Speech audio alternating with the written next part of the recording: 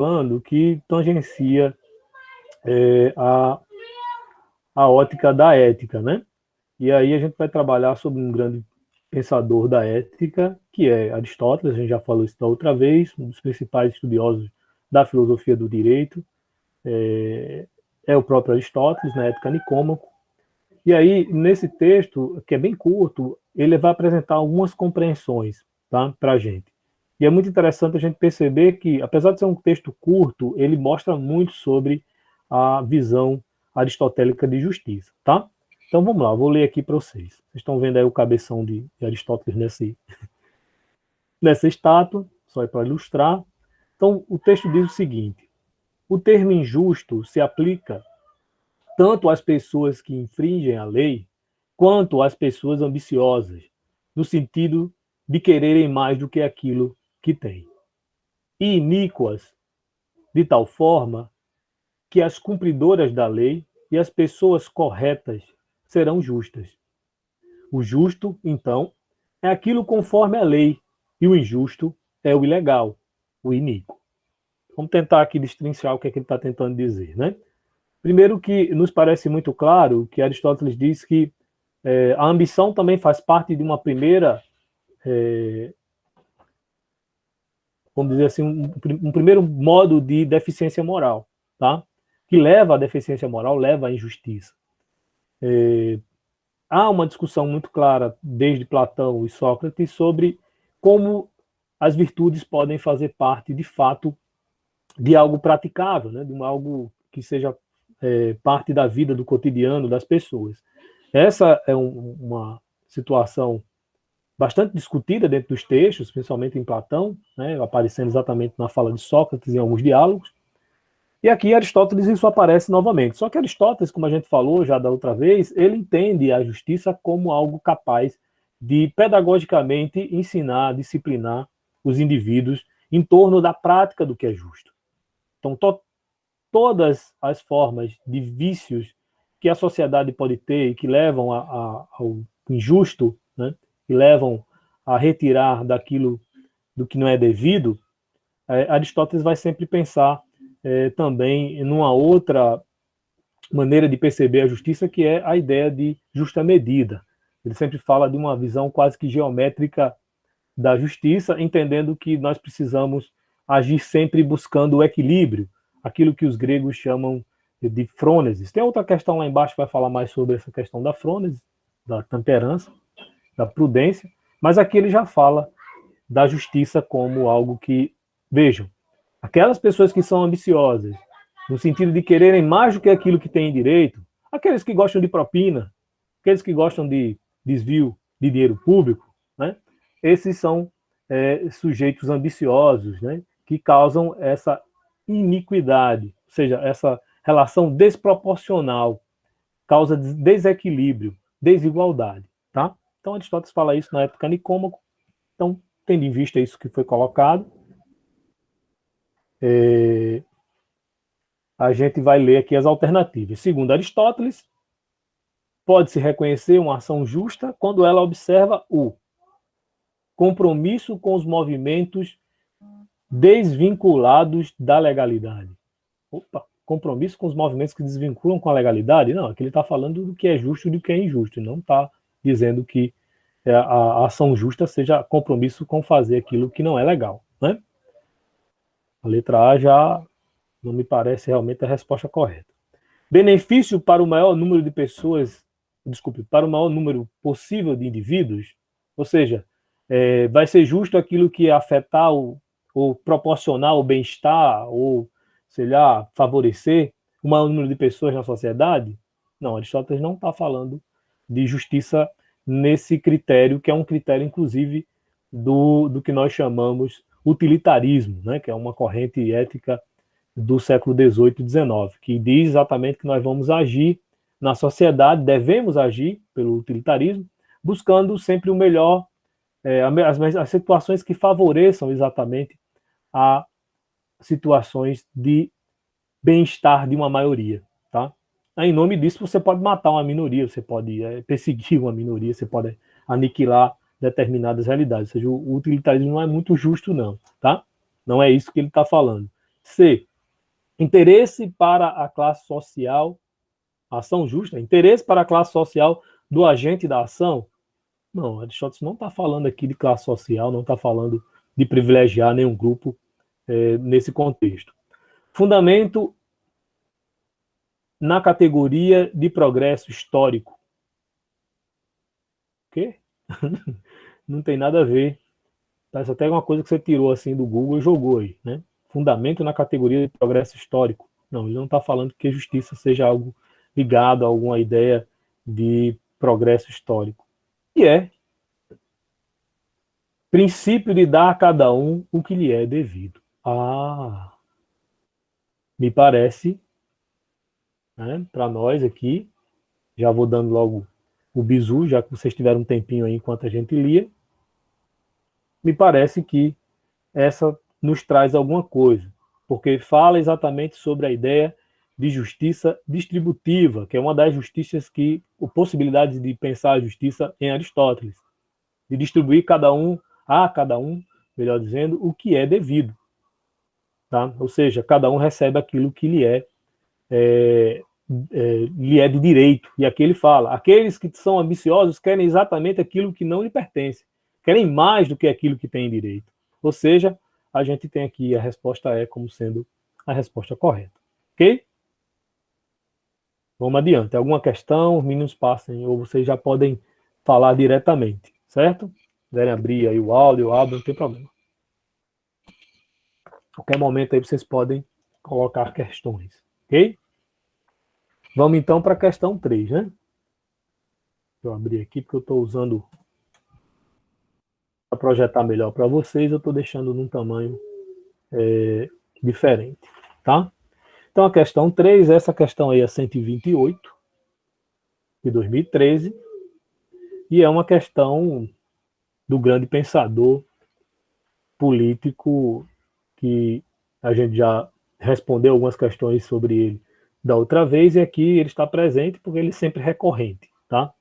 Nicolau Maquiavel, referente-se aí ao texto do Príncipe, tá? O que é que essa questão fala? Ela vai, entre outras coisas, falar sobre o que Maquiavel usa para tentar entender a realidade da política. Lembrando que, conceitualmente, Maquiavel está dentro de um período em que, pela primeira vez, alguém fala da política a partir de compreensões realistas. Então, Maquiavel é o primeiro a pensar as relações que envolvem as forças do Estado, levando em consideração que os homens são sujeitos violentos, que os homens são sujeitos interesseiros, que os homens cometem traições em torno daqueles seus interesses. Basta observar o noticiário da política e todo dia alguém está traindo alguém, né? Então Maquiavel ele tem essa percepção, isso em meados do século XVI, com essa compreensão de que a política é uma coisa do dia a dia, não é uma coisa sobrenatural. Né? Os homens praticam política e praticam política a partir exatamente de seus interesses. Tá? Então ele diz aí, mas sendo minha intenção escrever algo de útil para quem por tal se interesse, parece-me mais conveniente ir em busca da verdade extraída dos fatos e não a imaginação dos mesmos. Pois muitos conceberam repúblicas e principados jamais vistos ou conhecidos como tendo realmente existido. Então, aqui ele está dizendo que vai buscar falar da política, falar de como um Estado pode ser conquistado e como esse poder conquistado pode ser mantido, observando os próprios fatos históricos. Tá? Então, Aristóteles, ou desculpe, Maquiavel é o primeiro a fazer isso. Tá? É o primeiro a dizer, olhem para a história, eu olho para a história. A história tem muito a nos ensinar, a história tem muito a nos dizer. Mas sobre quem ele faz essa crítica? Essa que é a pergunta. A partir do texto é possível perceber a crítica maquiaveliana, desculpe, à filosofia política de Platão. Pois veja o que ele fala, Muitos conceberam repúblicas e principados jamais vistos ou conhecidos, coisas que realmente não tinham existido, tá? Então, ele, quando fala conceber repúblicas, ele já vai direto, vamos dizer assim, na ferida de Platão, tá? O pobre Platão tinha morrido há muito tempo, não tinha nem como se defender, mas efetivamente a crítica é a Platão. Então, nessa perspectiva, a que ele se dirige nessa crítica a Platão? A elaboração de um ordenamento político como com fundamento na bondade infinita de Deus.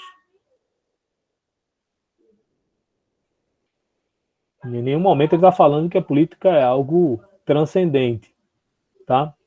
Mas como ele faz a crítica a Platão, nos parece entendível também que ele poderia se referir a Platão como sendo alguém que fala que o ordenamento político viria de uma inteligência divina. Mas a gente sabe que Platão não está falando nesses termos, tá?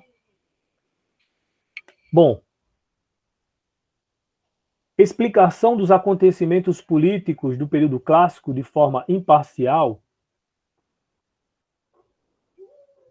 Explicação dos acontecimentos políticos do período clássico de forma imparcial? Não, necessariamente também, porque Platão ele toma parte, né, da defesa, inclusive, de pressupostos contra a democracia, que era uma coisa que acontecia na Grécia daquele tempo. Então ele não é assim tão imparcial, ele tem posição.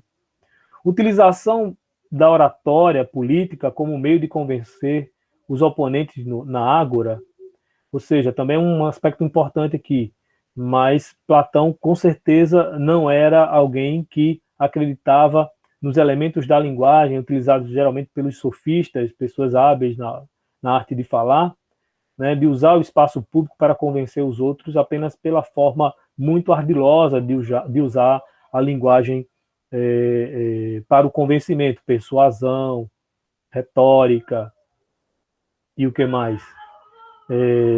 Dar ênfase, né, nos seus discursos para fazer convencer os outros. Platão, com certeza, não era alguém que admirava esse recurso para a política. Então, não é essa, com certeza. Investigação das constituições políticas de Atenas pelo método indutivo. Investigação das constituições políticas de Atenas, ou seja, Platão propunha, então, fazer um estudo, né, do que pode se extrair de interessante a partir das constituições políticas que a cidade de Atenas já teve. Não, Platão nunca foi esse. Quem, de fato, faz um trabalho de ver constituições de quase 200 cidades antigas, do mundo antigo, foi Aristóteles e não Platão. Platão não fez esse estudo, não, tá? Especificamente para falar de política. Idealização de um mundo político perfeito existente no mundo das ideias. Aí, chegamos na resposta. Platão idealiza uma república perfeita, harmônica, com cada indivíduo dentro desse contexto, com um papel específico a realizar, desde o guardião que protege a cidade até o rei filósofo, que é o sujeito que é responsável por governar e pensar, né, em atender às demandas dos governados. Então, fica muito claro que a crítica de Maquiavel, se a gente lê esse texto, é uma idealização, né, de uma cidade ideal, de uma república ideal, que de fato nunca aconteceu, apenas foi idealizada pelo pensador Platão. Ok? Tranquilo? Podemos passar para a próxima? Pode sim, professor. Nenhum questionamento no chat até agora. Tranquilo, né? Então vamos lá. Rodrigo. Oi. Eu estou escutando aqui, você acabou finalizando agora, mas só para reforçar, algum país no mundo, na atualidade, ou nas últimas décadas, chegou à concretização desse pensamento, até os dias atuais? De uma república perfeita? Sim. Não, porque o que Platão está tentando colocar é uma ideia bastante profunda, Marcelo, até envolve a maneira como a sociedade vai se reproduzir, até a constituição das famílias, ele envolve exatamente um período específico para as pessoas copularem e terem filhos com determinadas ascendências, de numerologia, que tem a ver com os pitagóricos, tem a coisa dos guardiões terem filhos, mas não cuidarem desses filhos. para exatamente não proteger uma parte específica da sociedade, se é que você está me entendendo. Então, é uma sociedade assim, muito difícil de ser pensada. Inclusive, Utópica. nós vamos ter alguma coisa parecida com isso, talvez no nazismo, né? Que se pensou, inclusive, numa sociedade onde os mais puros, né, eram gerados e cuidados pelo Estado. Né? Eles eram cuidados pelo Estado para exatamente você criar uma raça de sujeitos perfeitos. Ou seja, essa ideia de Platão ela é muito tosca mesmo. Né? Então, de fato, para colocar isso em prática, mas veja, Platão Não, acreditava.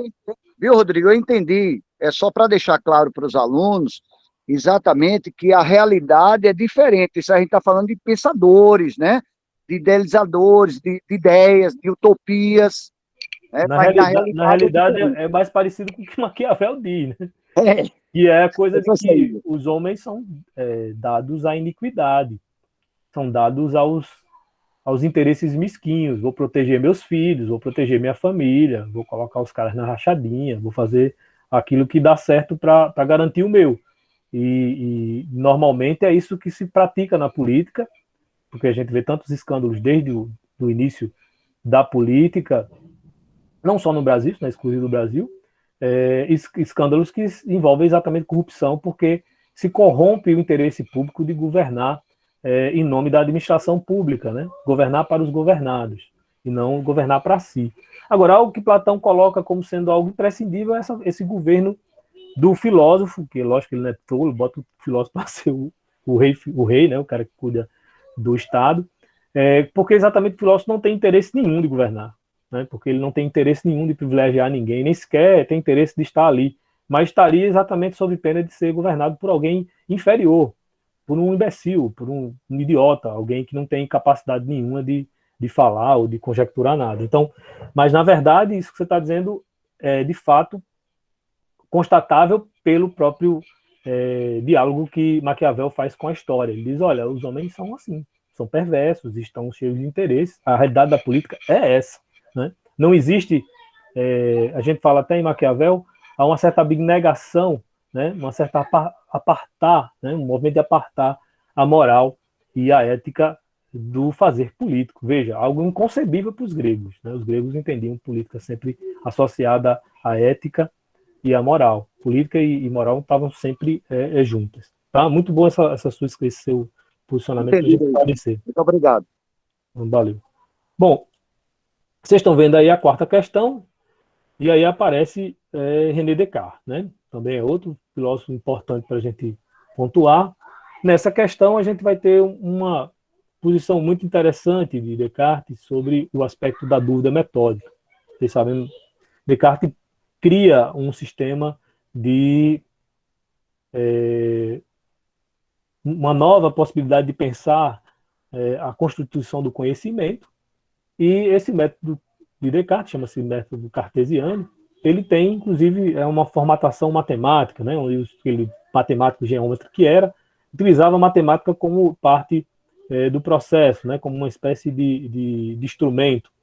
E aí, dentro desse contexto, Descartes traz do passado, da filosofia antiga, o aspecto da dúvida, que é o que faz parte da filosofia do século III a.C., lá nos pensadores seguidores de Pirron, de Élida, que é um dos pais do ceticismo. O ceticismo filosófico, vocês já ouviram falar, é um pensamento no qual aquele indivíduo, amigo nosso, que nunca acredita nas coisas até que elas aconteçam. Todo mundo tem um amigo assim, né?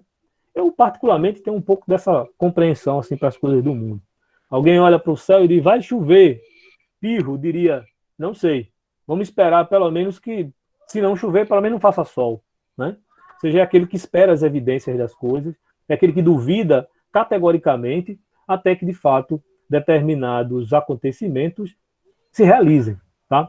Descartes retira isso, né, lá do pensamento antigo e traz para o seu sistema filosófico. Então, essa questão trata um pouco sobre essa questão, esse posicionamento da dúvida metódica em meio ao método cartesiano. Então, vamos lá.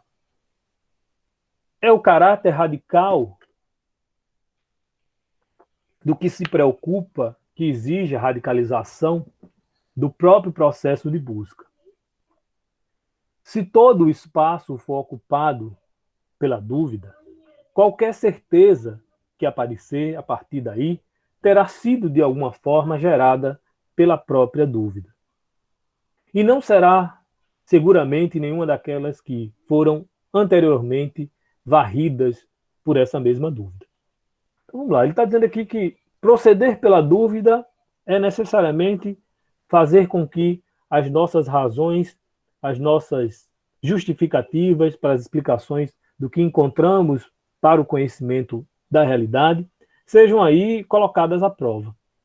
Na medida em que eu duvido porque não tenho certeza se aquilo que eu encontro para responder o que busco conhecer não me parece suficiente, ou me parece instável, ou me parece ainda carente de mais firmeza. Tá? Então, Descartes está fazendo esse trabalho de nos mostrar que a dúvida ela faz parte de um processo rigoroso de verificação daquilo que eu quero edificar como conhecimento. Tá?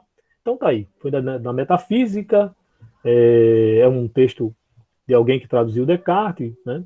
E traz a metafísica da modernidade, que é uma parte do pensamento de Descartes. Tá? Bom, apesar de questionar os conceitos da tradição, a dúvida radical da filosofia cartesiana tem caráter positivo por contribuir para o A. Vamos lá? Dissolução do saber científico. Então, Descartes, com a dúvida, quer não conhecer coisa nenhuma. Quer estabelecer assim, tipo, não vamos acreditar na ciência, não vamos acreditar que o conhecimento é possível. Vamos acreditar na fake news do Zap Zap. Não me parece que Descartes esteja falando sobre isso, né? Ele não está falando sobre acabar com o conhecimento científico. Recuperação dos antigos juízos. Recuperação dos antigos juízos. Que juízos? Que juízos são esses? Né? Me parece incompleta também essa afirmação. Né? A gente tem uma dificuldadezinha aqui de entender que recuperação, que juízos são esses. Exatamente uma pegadinha do malandro, porque nós falamos que os céticos defendiam o que era o procedimento chamado epoqué, ou seja, suspensão dos juízos. Aí o cara junta as duas coisas, antigos juízos, para confundir um leitor desavisado, ele cai nessa daí, marca essa e vai para o beleléu. Né? C. Exaltação do pensamento clássico. Exaltação do pensamento clássico. Não vi aqui nenhuma exaltação específica a um pensador, a uma posição do pensador clássico, apesar dele usar um artifício da dúvida como sendo um artifício, um instrumento lá presente também nos céticos, tá? No ceticismo antigo. D. Surgimento do conhecimento inabalável. Opa! Surgimento do conhecimento inabalável. Então, duvidar me faz criteriosamente encontrar um conhecimento firme. E como ele coloca aí, inabalável. Duvidar me faz colocar à prova. E aí, até que eu não tenha nenhuma dúvida, mas aí eu chego a algo consistente, algo firme. Então, letra D me parece bastante suscetível a ser a resposta correta. Mas temos a E ainda. Fortalecimento dos preconceitos religiosos. Bom, preconceitos religiosos, inclusive, não duvidam, né? O preconceito religioso é formado a partir do dogmatismo, da doutrinação, que são coisas que é questão de fé. Você não pode chegar para uma pessoa e dizer, você não pode acreditar em Deus, você não pode acreditar em Jesus Cristo, não, porque essa é uma esfera, né, da crença, da pistis, como diziam os gregos. Então, eu não posso necessariamente aqui entender que dogmatismo, preconceitos religiosos, ou seja, conceitos que vêm previamente estabelecidos, possam ser, então, colocados em dúvida. Não pode. A dúvida não existe para quem crê. Quem crê, né, tem fé, né, e acredita profundamente naquilo que são as conjunturas teológicas, metafísicas da religião ou do tipo de sistema religioso do qual faz parte. Então, aqui vemos que a resposta correta, de fato, a mais plausível, né, mais clara possível, é a letra D. Ok, gente? Tranquilo? Alguma dúvida nessa questão? Alguma Algum comentário? O pessoal da outra vez perguntou mais, né? Vamos para a quinta. Eita! A quinta é uma questão sobre bioética. Não é isso? Uma questão sobre bioética. Que é algo muito recente para a filosofia. É uma área específica da filosofia ligada à filosofia prática, à filosofia moral. Tá? Então vamos lá, o que é que essa questão diz? Ela diz assim, Panayotis, nome estranho, né? Zavos, quebrou o último tabu da clonagem humana. Transferiu embriões para o útero de mulheres que os gerariam. Esse procedimento é crime em inúmeros países.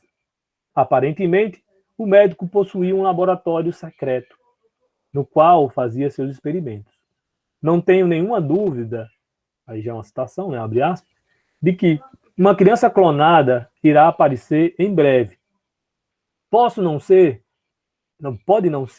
eu, o médico, que irá criá-la, mas vai acontecer, declarou os Zavos. Se nos esforçarmos, podemos ter um bebê clonado daqui a 1 ano ou 2. Não sei se é o caso. Não sofremos pressão para entregar um bebê clonado ao mundo. Sofremos pressão para entregar um bebê clonado saudável ao mundo. Ou seja, então, ele aí explica, fecha aspas, né, que tem interesse em pensar num procedimento seguro para clonar e aonde esse indivíduo seguro possa existir com saúde, né? Esse indivíduo clonado seja um indivíduo que tenha uma saúde firme. Vocês devem saber que as primeiras clonagens que aconteceram no final da década de 90, início dos anos 2000, elas não deram muito certo, né? A ovelhinha Dolly, ela ficou, ela teve uma, como a gente pode falar, um tipo de envelhecimento bastante precoce, tá?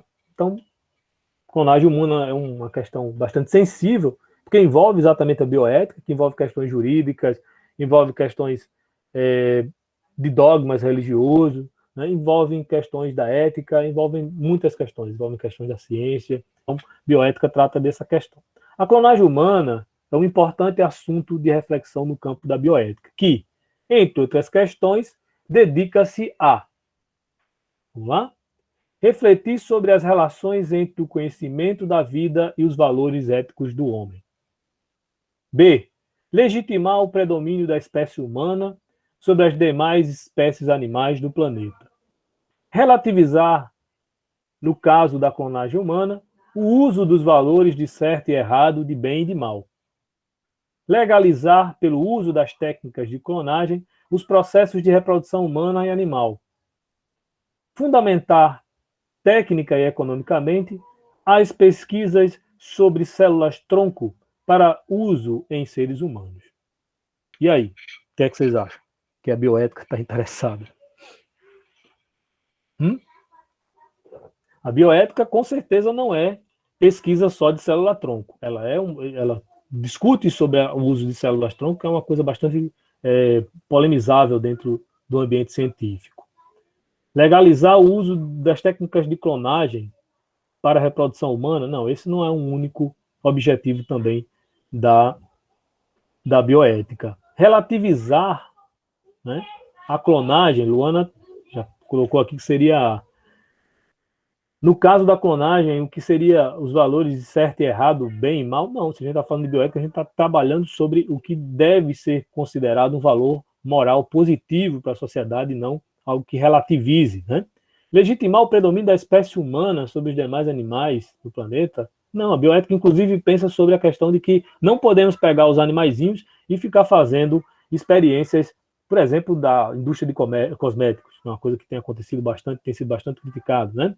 Os animais também têm direitos, seres vivos, todos eles têm direito a uma vida digna. Então, com certeza não. E há refletir sobre as relações entre o conhecimento da vida e os valores éticos do homem. Então, fechou. Realmente, letra A corresponde ao campo que a bioética tem vamos dizer assim, dedicado os seus debates, tá bom?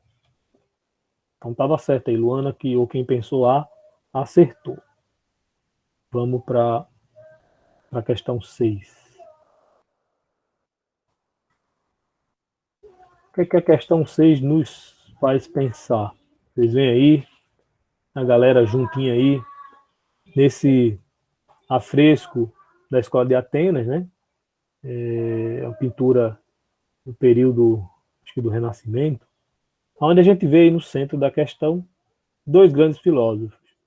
Platão, com sua barba e careca, e Aristóteles todo elegante, um livro na mão, tá? Vamos lá. O que é que a gente vai ver aqui nessa questão? Essa é uma imagem icônica da filosofia, tem quase praticamente todos os livros de história da filosofia. No centro da imagem, o filósofo Platão é retratado apontando para o alto. Esse gesto significa que o conhecimento, desculpem, se encontra em uma instância na qual na qual o homem descobre a. Então, esse gesto de Platão de apontar para cima, né? Nos anos 90 seria pedir uma brama, né? Esse gesto de apontar para cima, como Platão está fazendo, significa que o conhecimento se encontra em uma instância na qual o homem descobre a, vamos lá, suspensão do juízo, reveladora da verdade. Olha, aqui é Epoqué aparecendo. Não é por acaso, porque esse é um tema que envolve epistemologia, ceticismo, teoria do conhecimento, tá? Os desdobramentos dessa área. Então, suspensão do juízo é Epoqué, a gente já viu que Platão apontando para cima, ele não está dizendo que o conhecimento não existe. Realidade inteligível por meio do método da dialética. Opa! Realidade inteligível é uma das coisas que Platão é bastante promissor do ponto de vista da teoria do que nós chamamos de mundo dual, dualismo platônico, tá? E o método dialético é algo muito forte, utilizado dentro dos diálogos de Platão como sendo um método de depuração das ideias. Ideias ruins vão sendo deixadas de lado, né? E nessa ambiguidade, né, nesse movimento dialético, exatamente onde as teses elas se confrontam, as teses mais consistentes vão ficando e aquelas que necessariamente não dizem respeito ao que está sendo investigado vão ficando para trás, tá? A B me parece bastante interessante. Quando ele aponta para cima, ele está também dizendo que a instância é a salvação da condição mortal pelo poder de Deus. Não, me parece mais algo da Idade Média aqui, não necessariamente de Platão, né? D. Essência das coisas sensíveis no intelecto divino. Quando Platão aponta para cima, mundo intelectual, mundo inteligível, realidade inteligível, ele estaria, então, falando da essência das coisas sensíveis. Essa essência das coisas sensíveis é que vão nos revelar o conhecimento das coisas? Não, muito pelo contrário. Platão vai colocar na sua teoria dualista que nós temos um patamar de coisas sensíveis que são um ponto de partida para o conhecimento, mas não levam a um conhecimento efetivo.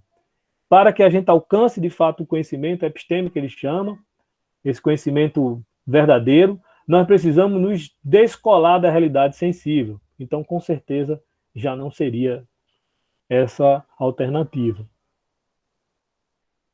Bom, o que ele diz mais? É ordem intrínseca ao mundo por meio da sensibilidade. Ou seja, Platão, como a maioria dos historiadores da filosofia às vezes gosta de dizer equivocadamente, seria um pensador que só privilegia a realidade inteligível como fonte segura para o conhecimento.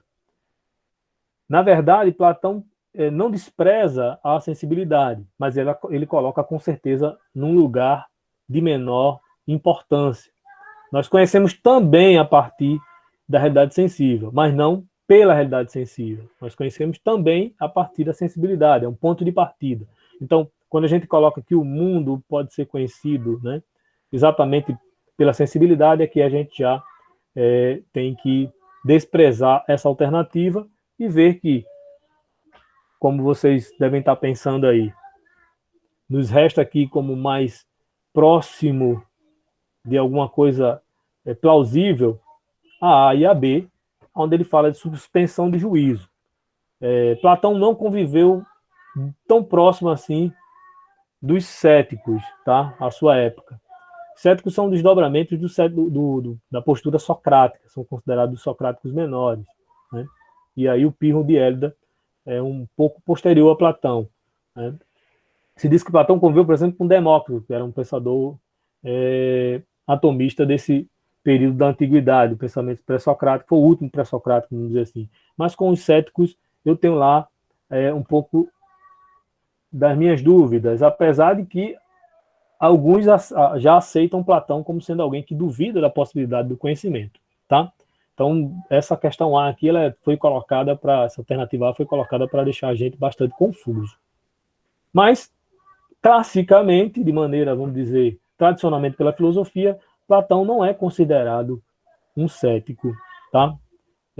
Giovanni Reale, que é um grande historiador da filosofia, um grande pensador, estudioso do período da filosofia e um grande helenista, tradutor de Aristóteles e tudo mais, tem essa tese, tá? Mas essa não é uma tese muito corrente, assim, do ponto de dizer que Platão seja um cético, então a gente fica com essa que diz muito mais sobre o processo platônico de conhecimento da realidade, da verdade, do conhecimento edificante, que é a ideia de que vamos olhar para o inteligível, aquilo que eu não posso atingir pelos sentidos, exatamente nessa construção dialética com as ideias e teses que vão se confrontando ao longo do processo. Basta olhar para Sócrates, qual era o método socrático? Maêutica, método de tirar as ideias a partir de si. Mas Sócrates fazia com que seus interlocutores entrassem em contradição na medida em que eles iam falando e iam escolhendo posições equivocadas, exatamente pela dialética. E aí Sócrates dizia, olha, você tem certeza disso? É isso mesmo que você quer pensar? Né? E os caras iam pensando e iam se equivocando, exatamente porque escolhiam razões ruins, teses, né, com fundamentações fracas. Tá? Então, letra A. B é a resposta correta. Aqueles que marcaram B ou pensaram na B acertaram. Ok, gente? Alguma questão? Até aqui? Luana mandou, professor. Então, Tá, tô vendo Sócrates aqui. também. Tô vendo aqui, valeu, Helder. Então, Sócrates também era cético? Sócrates é um provocador, não pode dizer que ele seja cético, mas ele tem uma coisa muito forte dentro dele, que é essa postura de estar ciente de sua ignorância. Quando ele diz sei que nada sei, a gente até pode entender que Sócrates está se dizendo ignorante. Então, Sócrates é um cético, né? O cético diz, não tenho certeza e tal, né? Não posso afirmar nada até que as coisas aconteçam. Mas, na verdade, Sócrates está dizendo que ele tem de posse, né? Ele tem a posse de algo muito importante, de um saber muito importante, que é o saber-se ignorante.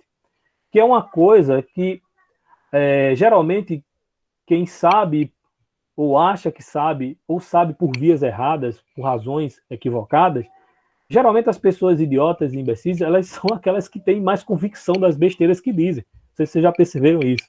São aquelas que vão a público e não, eu estou dizendo que é assim porque é mesmo, né? Até meme isso, né? É porque é mesmo, né? Aquele carinho que fala no meme. Então, essa ideia de Sócrates provocar os interlocutores de sua época, né? Sendo sempre nos diálogos uma figura que leva os outros ao ridículo, é exatamente para que eles admitam que aquelas razões que eles usam corriqueiramente como sendo razões contundentemente seguras para defender suas posições, estão equivocadas, estão frágeis. E aí ele fica nesse método da dialética e da maêutica, tentando levar os sujeitos até esse ponto de reconhecerem sua ignorância. Geralmente os diálogos eles pegam fogo nesse ponto, quando os interlocutores chegam para Sócrates e dizem assim, Sócrates, realmente eu estava muito enganado sobre isso que eu achava ter absoluta certeza. Agora, Sócrates, me ajuda a conhecer. Aí ele usa maêutica, que quer dizer em grego trazer à luz, né? Parir ideias. Porque a mãe de Sócrates era parteira, então ele disse que, olha, eu faço a mesma coisa que minha mãe fazia. Eu ajudo os atenienses a parir boas ideias, a partir de si mesmos, e não a partir de ideias ruins. Então Sócrates parece ser alguém que diz, não sei de coisa nenhuma, eu sou um pobre coitado, não. Sócrates tem uma das maiores presunções, que é exatamente dizer, tenho certeza que todo conhecimento, ou parte do conhecimento que se defende, na Atenas de hoje, em todos os debates, sejam eles apenas sofísticos, né, daqueles que têm interesse apenas de aparecer na vida pública, como também o diálogo de alguns pensadores, né, eu tenho certeza que esse conhecimento não serve para coisa nenhuma. Ele não edifica um passo, você não consegue construir nada com ele, porque são frágeis, né, as suas justificativas, as suas fundamentações. E aí Sócrates diz, eu sei que eu sou ignorante. E aí ele já sabe muito, ele já se aparte na vantagem em relação aos outros. Tá? Então, não posso dizer exatamente que Sócrates seja um cético, Luana, mas que, com certeza, essa postura socrática de arguição, de aprofundar, né, e chacoalhar as bases de uma tese que se mostra aparentemente muito firme, mas quando você vai lá na raiz, radicaliza, né? Sócrates era um radical nesse sentido, ele até aprofundava a questão, sim, ele pode ser associado esse pode ser associado a um método do ceticismo, mas dizer que Sócrates é um cético já seria algo bastante forçoso, tá? Mas sim, com esse tipo de proposição, ele acaba ajudando a criar algo como o ceticismo. Tá certo, Luana? Não sei se ajudei.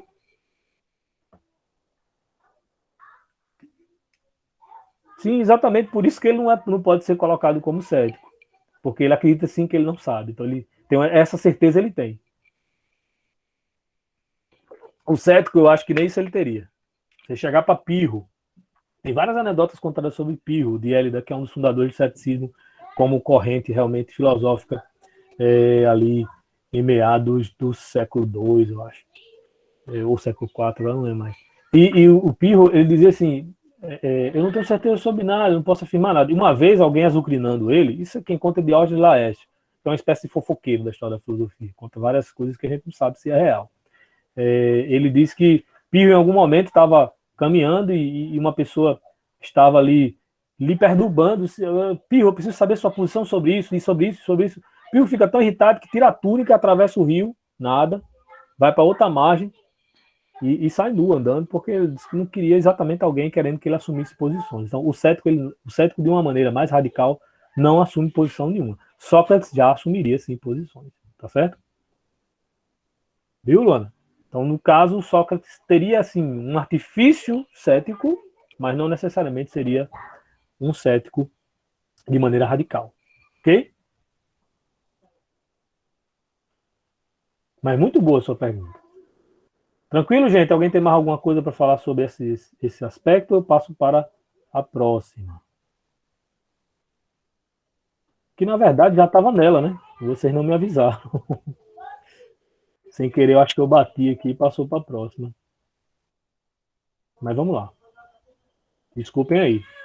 Beleza? Também gostei da pergunta dela. Todas as perguntas são interessantes, tá, gente? Sim, a gente volta novamente sobre Aristóteles. Tanto é que você está vendo aí Aristóteles cabeçudo, né? E um recorte de um texto original ou uma cópia de um texto em grego do pensamento de Aristóteles. Essa é uma questão muito interessante, que é a questão 148, a nossa sétima questão, onde a gente vai ter aí uma caracterização em Aristóteles do que seria o sujeito virtuoso. O problema da virtude, inclusive, aparece na última questão que a gente vai tratar, é um tema bastante recorrente na Grécia. Platão, inclusive, tem um diálogo muito presente sobre isso. Eu não vou falar agora, porque a gente vai falar também mais especificamente dessa questão em Platão. Mas uma das grandes questões para a filosofia antiga, que é a ética, sempre se deu em torno de entender como que os homens podem ser levados a praticar o bem, o justo. E qual o tipo de temperamento, qual o tipo de reação, né, que os indivíduos devem ter na ação cotidiana, né, com os outros, essa interação humana deve se dar de que maneira? E esse conceito de areté, ele, por muito tempo, dentro da tradição cultural helênica, e é algo que perpassa para a tradição literária, e a gente ainda hoje usa um pouco dessa imagem, os grandes contos, as grandes narrativas, os grandes poemas épicos, por exemplo, em Homero, a ideia da areté é voltada para um tipo de conceito de areté guerreira, né? Ou seja, do sujeito que tem uma virtude irracível, né? Um cara que tem coragem de fazer as coisas, é aquele que tem aquele ímpeto de ser o sujeito que vai resolver o problema da guerra, vai se lançar à batalha sem medo da morte, que é uma compreensão também bastante presente no mundo micênico, muito presente nesse período da literatura épica, como eu falei, de Homero, e que está presente em Ilíada e Odisseia, né? Muito claramente. Você vê as figuras que são assim, o próprio Aquiles tem esse ímpeto de morrer jovem. A gente pode dizer que Heitor não, porque Heitor é exatamente um sujeito totalmente o contrário. Veja como é rica a literatura épica. Ela fala de dois sujeitos que estão dentro de um mesmo tipo de época, onde há valores e personalidades diferentes em torno desses valores. Tá? Ninguém pode dizer que Heitor era um covarde, ele não é, inclusive ele morre lutando, né? Não desiste da luta nunca, mas ele era um sujeito mais ponderado, tem uma certa sabedoria, tem um certo olhar de justiça, né? Entendia que seu irmão tinha errado, Paris, ao sequestrar Helena, né? Que era a esposa do Agamenon, né? É isso?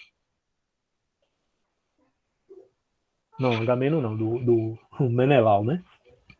E aí, esse debate sobre como é que nós seríamos capazes de construir uma ética que modele os indivíduos, né? Uma areté, um conceito de virtude que vá exatamente trazer ao homem apenas as boas coisas, né? Ou seja, sempre entender como sendo um sujeito voltado para a justiça e para o bem, um sujeito equilibrado, tá? Então essa é um pouco da discussão que a gente vai ver nessa questão. Então Aristóteles, novamente, na época, ele como coloca: ao falar do caráter de um homem, não dizemos que ele é sábio, sófos, é o nome grego para sábio, ou que possui entendimento, capaz de ter esse discernimento, logismos, né? Que é exatamente o cálculo racional para escolher as coisas, mas que é calmo e temperante. O termo temperante e prudente não é muito bom, mas que o sujeito tem o que eles chamam de frônesis, que é uma sabedoria no modo de agir, uma sabedoria prática. Alguém me xinga na rua ou me dá uma fechada, eu desço do carro e vou brigar, me agarrar com esse sujeito. De maneira nenhuma, essa me parece ser uma decisão racional e que, inclusive, tem consequências bastante problemáticas agir dessa maneira. Então, nós estamos falando da frônesis como sendo algo que faz com que o indivíduo tenha sempre esse estado de equilíbrio, tá? Muito claro, muito nítido. Então, Aristóteles está falando disso.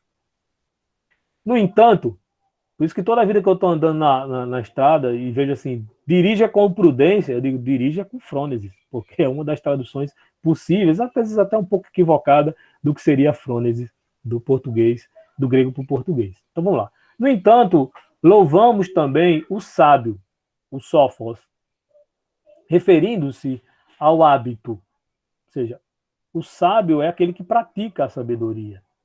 E essa sabedoria prática, ela não se dá do dia para a noite. É necessário exatamente insistir nisso, é um exercício, tá? E aos hábitos dignos de louvor chamamos virtude.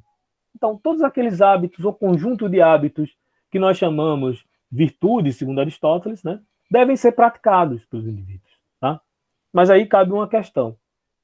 Em Aristóteles, o conceito de virtude ética expressa vamos lá? Letra A, excelência de atividades praticadas em consonância com o bem comum. B, concretização utilitária de ações que revelam a manifestação de propósitos privados. Ou seja, eu só penso naquilo que é o interesse privado, ou seja, agir moralmente, agir com excelência moral, é ser mesquinho. Parece-me estranho. Concordância das ações humanas aos preceitos emanados da divindade. Concordância das ações humanas aos preceitos emanados da divindade. Muito pelo contrário. Nessa tradição platônica aristotélica, primeiro, Platão tem uma dificuldade imensa de entender a própria literatura épica de Homero em Homero, Ilíada e Odisseia, exatamente porque lá aparecem vários exemplos em que os deuses são sujeitos que cometem injustiça. Platão fica para não viver com isso. Diz que não podemos ensinar aos jovens essas histórias, porque essas histórias ensinam os indivíduos a serem injustos, a serem irracíveis, ou seja, pessoas que explodem muito facilmente. Os deuses estão lá o tempo todo intervindo na vida dos mortais, né? O tempo todo tomando parte por alguma coisa, se apaixonando, se envolvendo, tomando parte da guerra, tomando parte da disputa. E Platão diz, olha, essas histórias não servem para educar uma república ideal, porque exatamente conta histórias em que a justiça é possível, que a injustiça é possível, desculpe.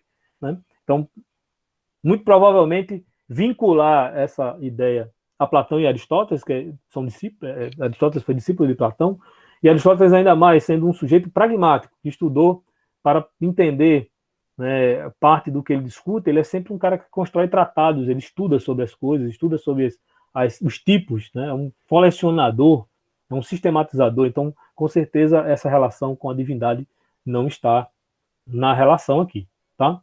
Não está no contexto. Realização das ações que permitem a configuração da paz interior. Virtude, pelo que ele está falando aqui, sabedoria, tem a ver com paz interior? Pode até ter, mas não é só isso. Não se reduz apenas a isso. É lógico que o sujeito sábio, ele vive em paz consigo mesmo. Exatamente porque não há nada de fora que necessariamente venha lhe perturbar. Mas é óbvio que não é só isso. Porque ele efetivamente não age apenas em relação a si. Ele tem que agir em relação aos outros também. Inclusive, há situações que ele não controla. A gente pode decidir muito sobre algumas coisas na nossa vida que podem trazer perturbações, mas há algumas perturbações que nós não escolhemos. Há situações, problemas que não são escolhidas por nós. Então, entender apenas como configuração para uma paz, o estabelecimento de uma certa paz interior, não é de todo apenas esse aspecto de que se conservaria a virtude ética. Tá? O que mais?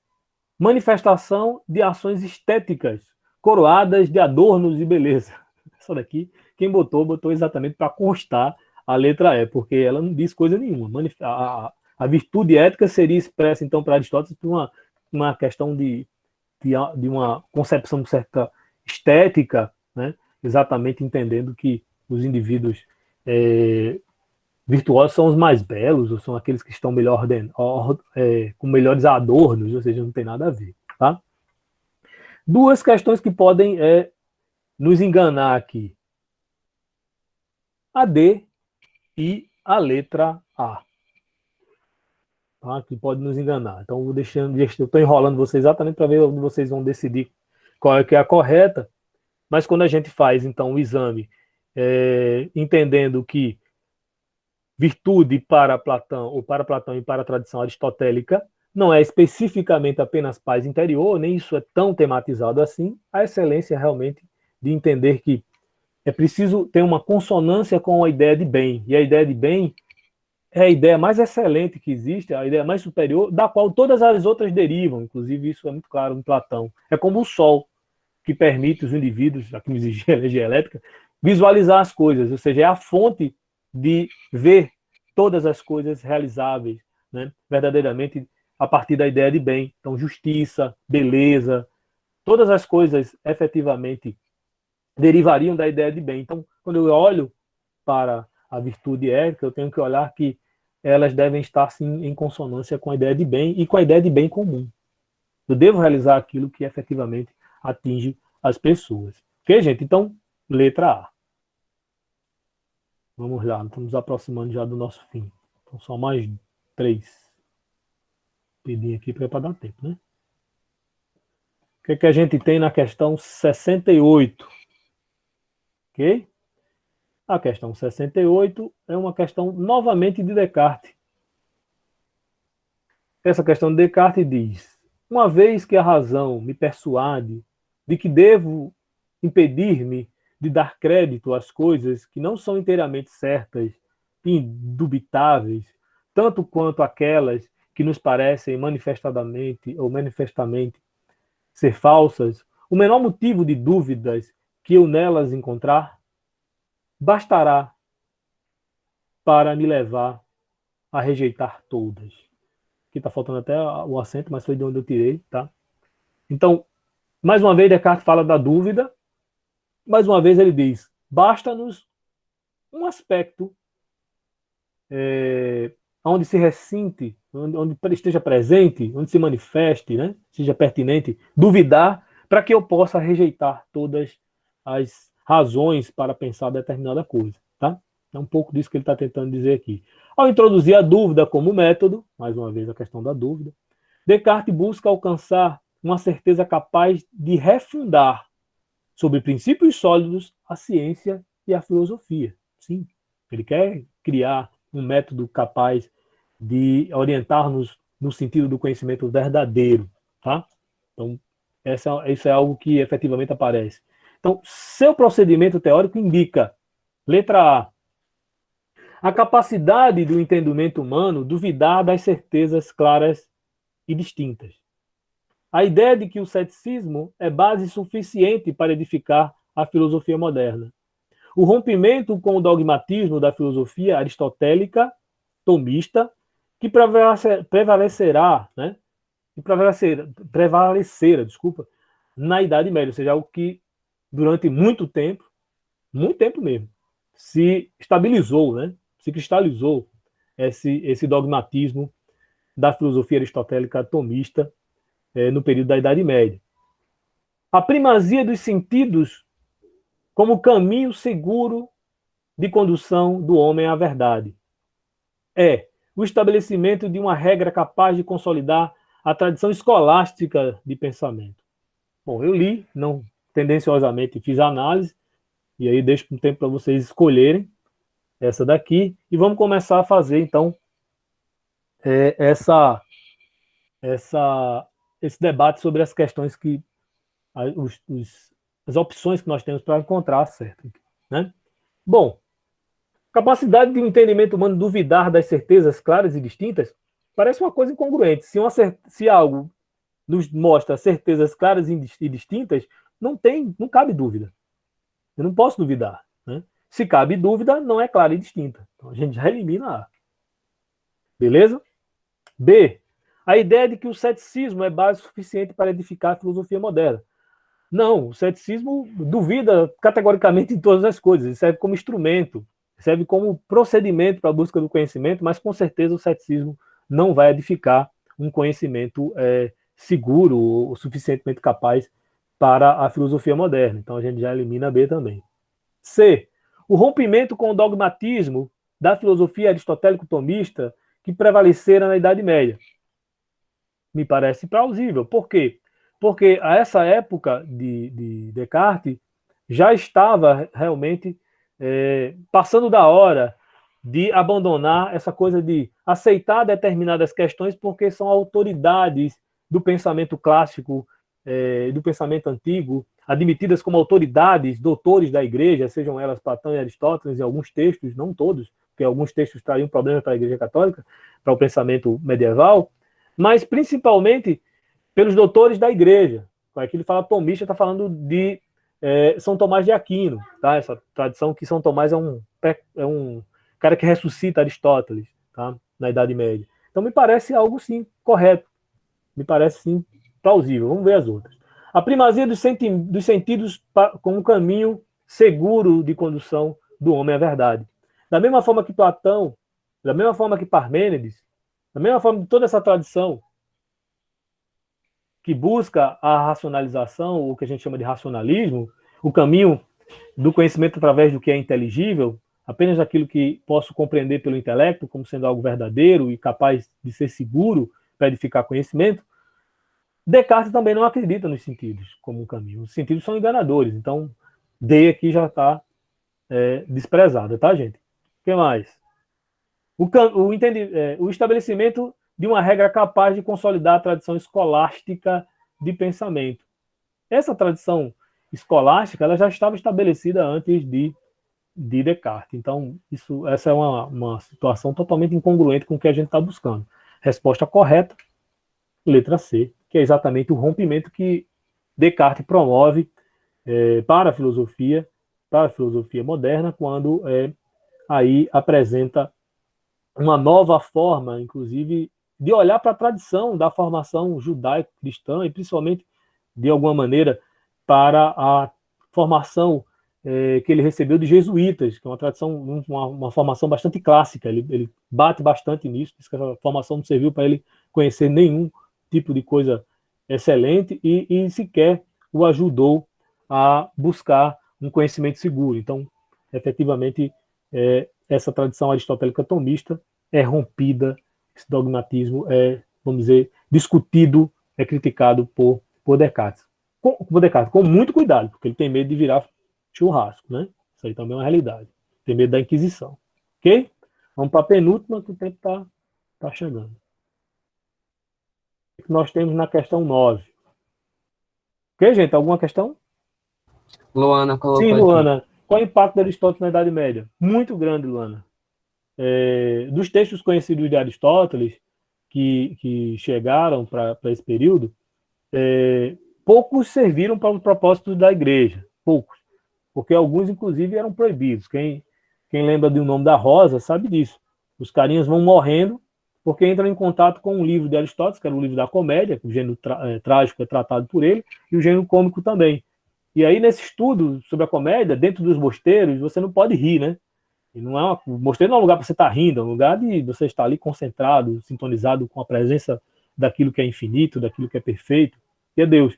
E aí, no Nome da Rosa, tem filme, tem livro, o romance mostra muito isso, que aqueles que tinham contato com esse livro tinham um hábito horrível, imundo, na Idade Média, que hoje na pandemia todos morreriam também, que era ficar lambendo as páginas para poder passar, né? E aí, por lamber esses textos, essas páginas envenenadas, eles morriam. Mas isso diz exatamente sobre o que poderia ser lido de Aristóteles a essa época. Com certeza, aquilo que não estava em consonância com o pensamento teológico, metafísico do cristianismo não poderia ser lido.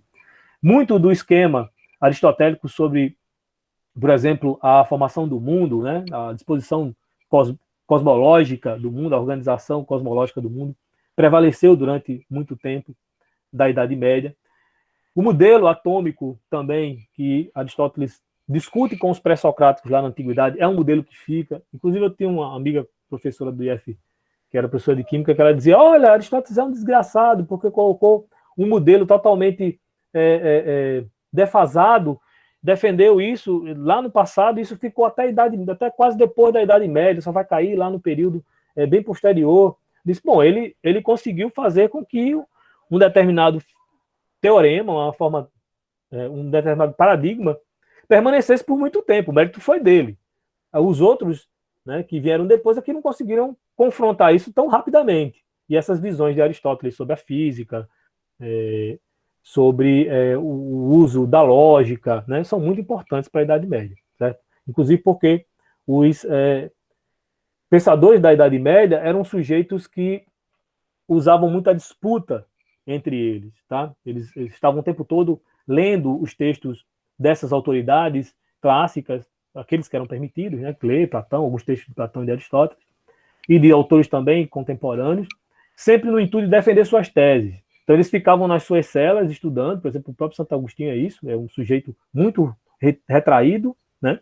Que fica lá na sua cela estudando, e era considerado, por exemplo, o boi que mugia, porque quando ele ia defender suas teses nas disputas que aconteciam nesse ambiente, que era um ambiente, vamos dizer assim, mais intelectual do mundo, talvez, do mundo ocidental, à época, porque eram as pessoas que tinham acesso ao conhecimento, à alfabetização, a esses livros, né? Então eles iam para o debate, e Santo Agostinho era muito bom nisso. São Tomás já traz essa tradição do pensamento aristotélico, da lógica, das discussões da física, de pensar exatamente a cosmologia. O sistema aristotélico serviu muito bem ao cristianismo. A ideia de um primeiro motor imóvel, vejam, um primeiro motor que move todas as coisas, mas que não foi movido por nada. Se você substituir isso pela ideia de Deus, fecha o sistema. Então, o primeiro motor imóvel, com certeza, é algo muito importante para os medievais e para o pensamento cristão a partir de Aristóteles. Ok?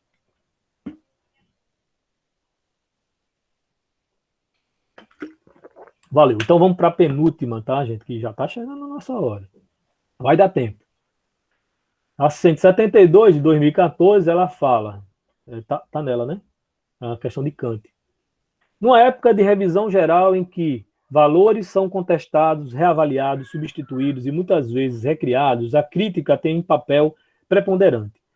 Essa, de fato, é uma das principais características das luzes, que, recusando as verdades ditas por autoridades, submetem tudo ao crivo da crítica. O que é essa época das luzes? O que é que vocês lembram da época das luzes? O que é que fazem lembrar vocês da época das luzes? O que acontece aí em meados do século XVIII?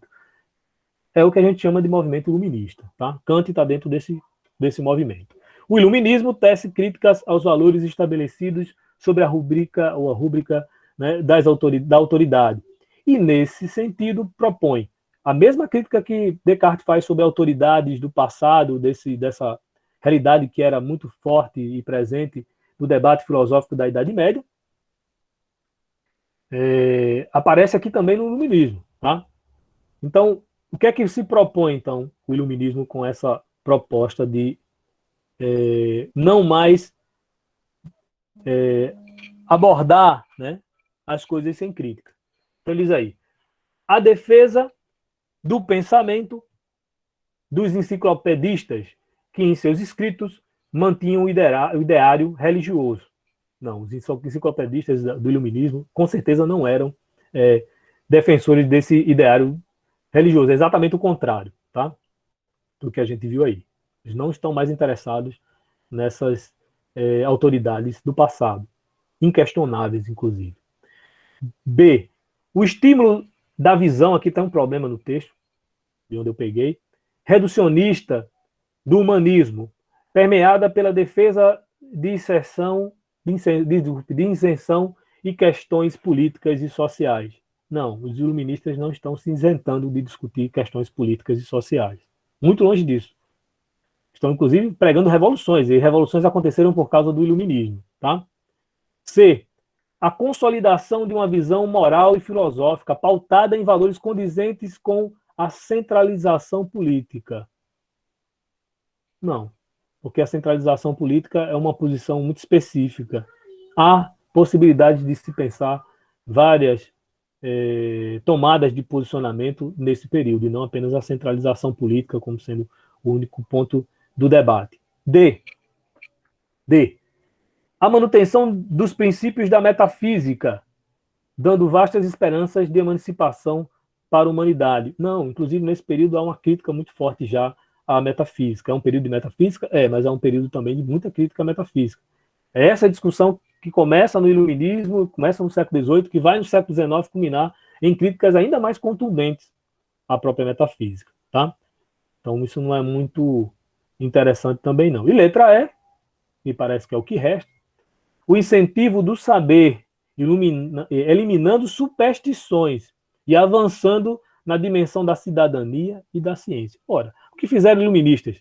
Um século de luzes, aquilo que eles queriam. Vamos iluminar coisas sobre direitos, sobre Estado, sobre a ideia de república, sobre a ideia de autonomia política, sobre a ideia de estar bem estabelecidos os direitos e sobre a ideia de compreender um conhecimento capaz, né, de transformar o mundo. Então, letra E é a questão, é a resposta para essa questão. Ok, gente? Vamos para a última, finalmente. Vai dar tempo. Vamos para a última. Deixa eu passar aqui para a última. A última nós temos 177 de 2015. Nós temos a 177 Trasímaco, né? Filósofo, sofista, personagem importante do diálogo A República de Platão. Trasímaco estava impaciente porque Sócrates e seus amigos presumiam que a justiça era algo real e importante. Trasímaco negava isso. Em seu entender, as pessoas acreditavam no certo e no errado apenas por terem sido ensinadas a obedecer às regras da sociedade, isso é por costume. No entanto, essas regras não passavam de invenções humanas, convenções, como a gente falou, nomos, hackels, né? Problemas da filosofia. O sofista Trasímaco, personagem imortalizado no diálogo A República de Platão, sustentava que a correlação entre justiça e ética é resultado de, vamos lá, determinações biológicas impregnadas na natureza humana. Naquela época, no mundo antigo, meados do século IV, finalzinho do século V, a gente não ia ter como intuir que determinações biológicas impregnadas na natureza humana nos tornariam pessoas éticas. Com certeza não. B. Verdades objetivas com fundamento anterior aos interesses sociais. Ou seja, de fato, né, a ética busca objetivamente, né, produzir um certo tipo de conhecimento, um certo tipo de discurso ou debate sobre a natureza humana, mas isso sem os interesses sociais. Não sei, eu acho que ele, como sofista, muito dificilmente. Todo sofista era muito ligado à praxis, todo sofista era ligado a uma certa visão relativa, conveniente. Em um momento podia defender uma coisa, em outro podia defender outra. Muito parecido com o que os nossos políticos fazem até hoje, um discurso de conveniência. Tá? C. Mandamentos divinos inquestionáveis, legados das tradições antigas. Não, os sofistas não acreditavam nisso. Inclusive, os sofistas rompem com essa tradição do mundo micênico, tá? Já a partir do século VI, do século V. Então, com certeza não. D. Convenções sociais. Olha, a ética é resultado de convenções sociais resultantes de interesses humanos contingentes. Olha, se o sofista é relativista e está defendendo aqui que a ética é algo ensinável, que cada um vai fazer aquilo que lhe apraz, que cada um vai fazer, como dizia Protágoras, o homem é o métron de todas as coisas, o homem é a medida de todas as coisas, assim falava Protágoras de Abdera, um grande sofista, muito reverenciado pelo próprio Platão, que era um cara inimigo dos sofistas, né, mas que faz um diálogo com o nome de Protágoras exatamente para ver a contundência do pensamento de Protágoras. Protágoras diz isso, o homem é a medida de cada coisa. Então, se eu digo que há convenções sociais, são elas que regulamentam aquilo que são os interesses humanos, eu estou dizendo sim que o homem vai agir de forma a buscar essa conveniência, né, como resultado das ações humanas. Então, a ética é de fato algo que eu ajo na sociedade buscando exatamente interesses que são ali momentaneamente importantes. Isso pensavam os sofistas. Os filósofos não. Os filósofos queriam algo que fosse universal e não algo contingente, algo particular. Cada um teria a sua forma de entender o que seria conveniente para si. Então eu posso defender uma ideia totalmente absurda, né? E o outro pode defender uma ideia, posso defender uma ideia A e o outro pode defender uma ideia não A, sem problema nenhum para os sofistas. Filósofos já não seriam tão complacentes com esse tipo de atitude. E parece D. E é sentimentos experimentados diante de determinadas atitudes humanas. Então, a ética seria só sentimentos experimentados diante de determinadas atitudes humanas. Não, não é isso que o sofista está dizendo. Como eu disse, os sofistas estão buscando um discurso da conveniência, um discurso para estar no poder, um discurso para evidenciar a sua forma bastante ardilosa de conduzir os outros para suas teses. Sejam essas teses contraditórias, como eu disse, defender tese A de manhã, defender tese não A à tarde, sem problema nenhum. Certo? Então, está muito claro aqui que, para os sofistas, diferentemente do que pensava Platão nos diálogos, a ética, sim, é uma convenção, um nomos. Ok, gente? Então, com isso, a gente chega ao final. Quero agradecer aí os que ficaram até o fim, que puderam ficar até o fim, e encontrá-los até a próxima, que ainda temos esse ano, talvez, mais um ou dois encontros. Ok, gente? Obrigado aí, desculpem qualquer coisa, qualquer lapso ou qualquer dificuldade da apresentação, mas era isso que eu tinha para vocês, tá bom? Forte abraço, continue se cuidando, continue estudando e acreditando, participando das aulas, que o caminho é esse. Valeu? Professor, antes de acabar, a gente queria fazer uma dinâmica que a gente começou a fazer esses dias, Ótimo. que é uma nuvem de palavras, que é o pessoal coloca o que achou da aula no Ah, link que aí massa. e a Eu vou gente parar de. transmite. Eu vou parar de. Pronto, Não, por já tirou, favor. né? Ó, o pessoal já está botando aí. Deixa eu ver se eu consigo ver aqui. Deixa eu aumentar minha tela, já que eu não vou mostrar mais nada.